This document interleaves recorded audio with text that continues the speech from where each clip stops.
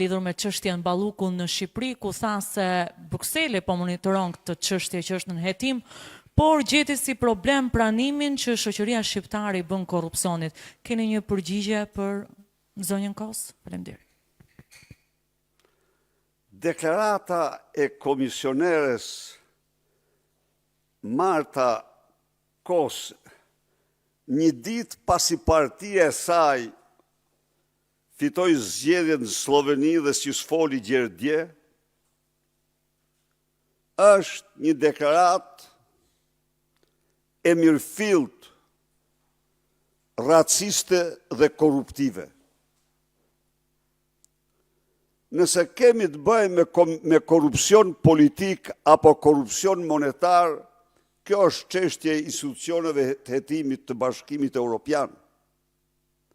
Por të akuzosh një shoqëri se pranon korrupsionin në një kohë kur mbështet hajdutin me gjithë peshën që ka komisioni, pak me thënë, po ngjet si ortak i tij. Kaq kam për këtë koment. A keni një koment në lidhje me debatet e brendshme të socialistëve, të cilët u bën dje publike përmes replikave në distancë të Spiro Palit dhe Ballës?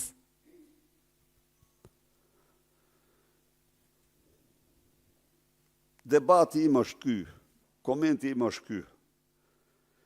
Eliza kërkon qiqra në hell. Eliza kërkon në shpellën e mafjes debat të hapur. Pra, kjo shpreha më e butë që mund të përdorja për kërkesat e Elizës. Kërkon debat të hapur për Lubin dhe ja kërkon taos. Ja kërkon taos debatin. Në kohë që e din që Skënderbuçi i saj është kryekput, është të themi lubia me pantallona. E ka shumë të qartë. Ky është komenti. Që Daniela Maloku, Report TV. 2 ditë më parë nga Partia Demokratike ka dalë një vendim që përjashton nga grupi i këshilltarëve të Bashkisë së Durrësit, nga grupi i Partisë Demokratike të këshilltarëve të Bashkisë në Bashkinë e Durrësit, 2 emra, Dritan Burgion dhe Arlind Boshkun.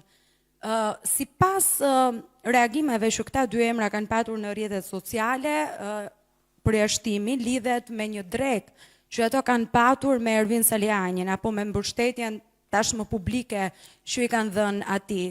Në një reagim tjetër, Partia Demokratike dje sqaroi se bëhet fjalë për shkelje që këta 2 emra kanë bërë duke dëmtuar interesat politike të Partisë Demokratike. A lidhet